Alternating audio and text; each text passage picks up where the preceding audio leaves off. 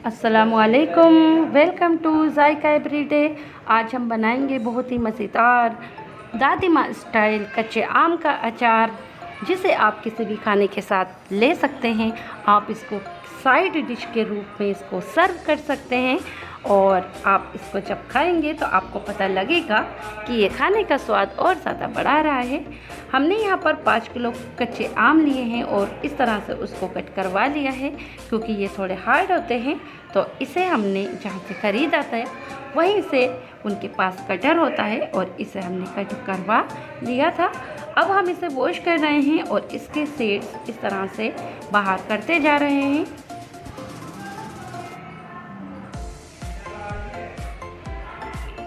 हमने सभी जो कच्चे आम लिए थे उन्हें अच्छी तरह वॉश कर लिया है और सीड्स बाहर कर दिए हैं।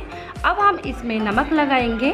नमक हमें बहुत अच्छी तरह से बिल्कुल सही मात्रा में लगाना है, यानी कि हमें टेस्ट के अकॉर्डिंग लगाना है, कम नहीं डालना है। हमने यहाँ पर 3 टेबल स्पून नमक यूज़ किया है।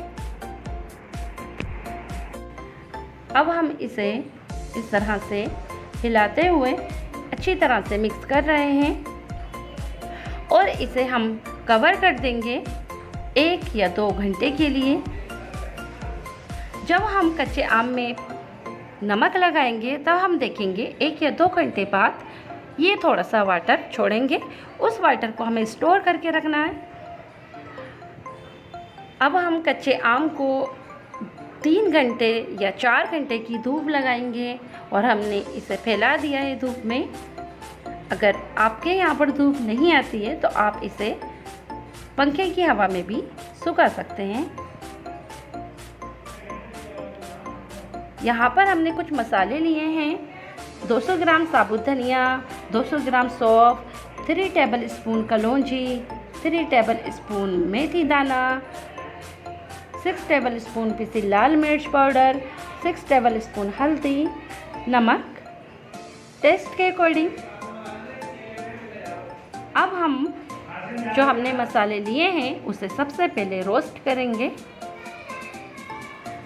एक बर्तन गरम करने पर हम सबसे पहले मेथी को रोस्ट करेंगे। कलौंजी हमें रोस्ट नहीं करनी है। इसके बाद हम सौंफ और धनिया रोस्ट करेंगे। मीडियम फ्लेम पर आप इसे रोस्ट करें, हाई फ्लेम नहीं रखनी है।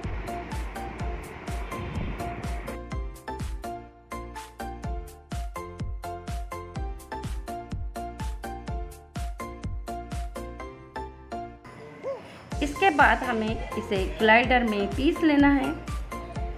बहुत अच्छी तरह रोस्ट हो गए हैं मसाले और बहुत अच्छी खुशबू भी आ रही है और इस तरह से हमें इसको तैयार कर लेना है।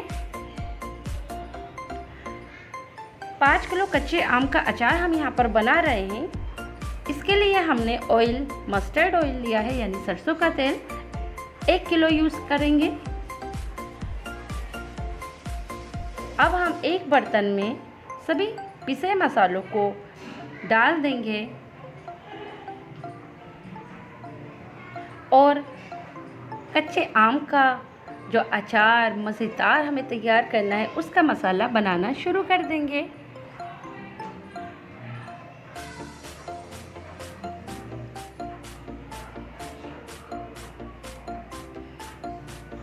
हमने रोस्टेड किए हुए मसाले जो ग्राइंडर में पीस लिया था उसे भी ले लिया है और हमने साथ में पिसे मसाले, कलौंजी और मेथी को भी इसमें शामिल कर लिया है। साथ में नमक भी हमने इसमें डाल दिया है। अब हम इसे अच्छी तरह से मिक्स कर रहे हैं।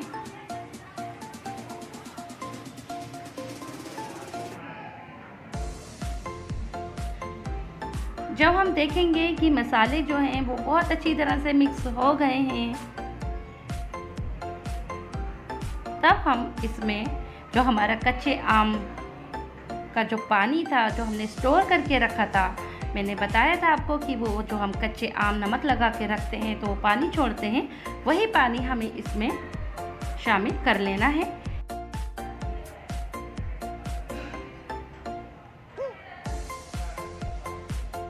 हमने कच्चे आम का पानी इसमें शामिल कर लिया है। अब हम इसे अच्छी तरह से मिला रहे हैं और इस तरह से हम इसको मिलाएंगे। और इसके बाद हम मसाले को रेडी करने के लिए इसमें तेल शामिल करेंगे।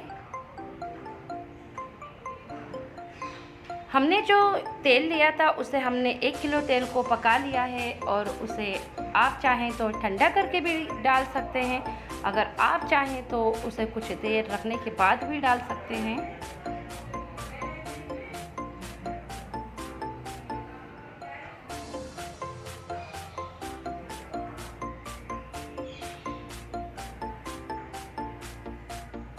बहुत ही अच्छी खुशबू आ रही है इसमें, क्योंकि कच्चे आम का जो दादी माँ स्टाइल अचार है वो एकदम रेडी हो रहा है धीरे धीरे।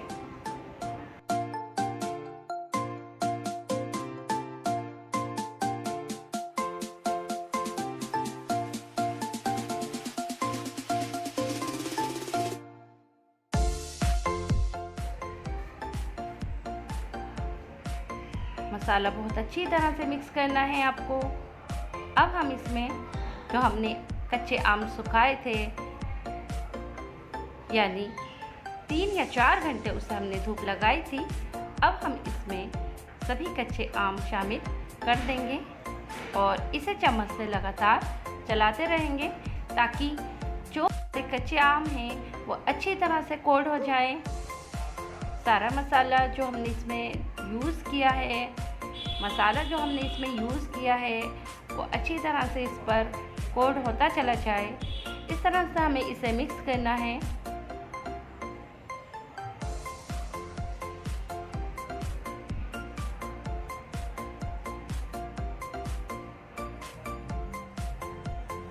बहुत अच्छी तरह से ये रेडी है।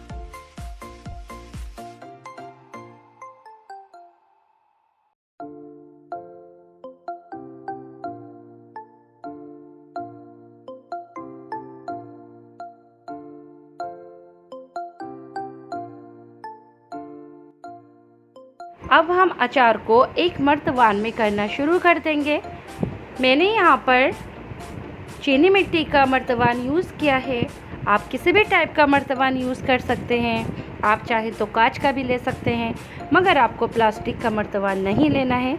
आपको प्लास्टिक यूज़ नहीं करनी है, क्योंकि इसे हमें 2 से 3 दिन तक धूप में रखना है, इसलिए हम प्लास्टिक का मर्तबान नहीं लेंगे।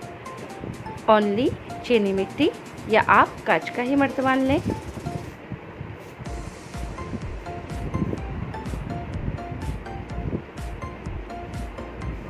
अचार को इसमें फिल करते टाइम हमें ये ध्यान रखना चाहिए कि इसे धीरे धीरे दबाते रहना चाहिए ताकि इसमें जगह बन जाए और इसमें ज़्यादा से ज़्यादा अचार आ सके। देखिए, मैं यहाँ पर इसे नीचे की ओर दबा रही हूँ।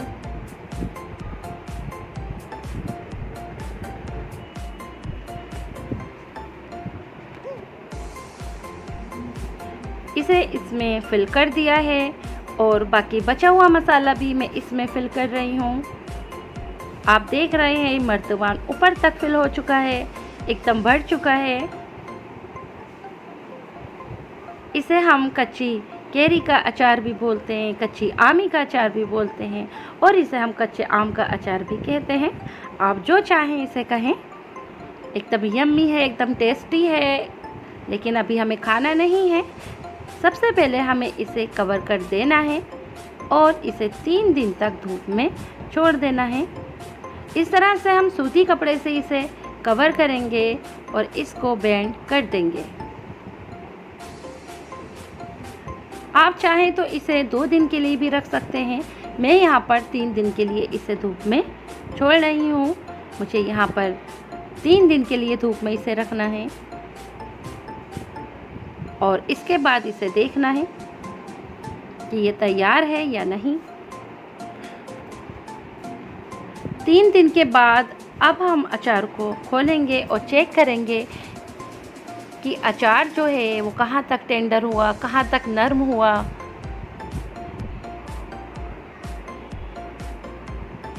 वाओ, ये तो बहुत अच्छी तरह से टेंडर हो चुका है, एकदम गल चुका है, नरम हो चुका है, एकदम तैयार है। अब हम इसमें तेल डालेंगे।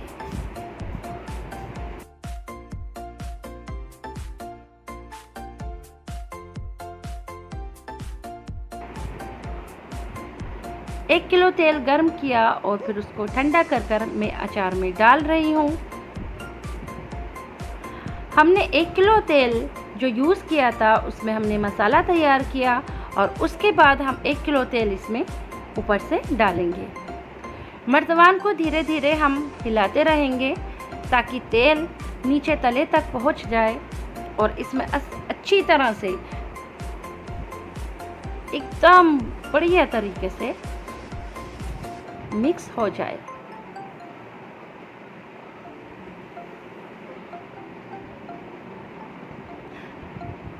तेल डालते टाइम हमें एक बात का ध्यान रखना है कि तेल जो है वो हमारा ऊपर तक रहे, जो आमी हैं, जो कच्चे आम हैं वो तेल से नीचे रहें और तेल जो है वो ऊपर तक इसमें आप भर दें।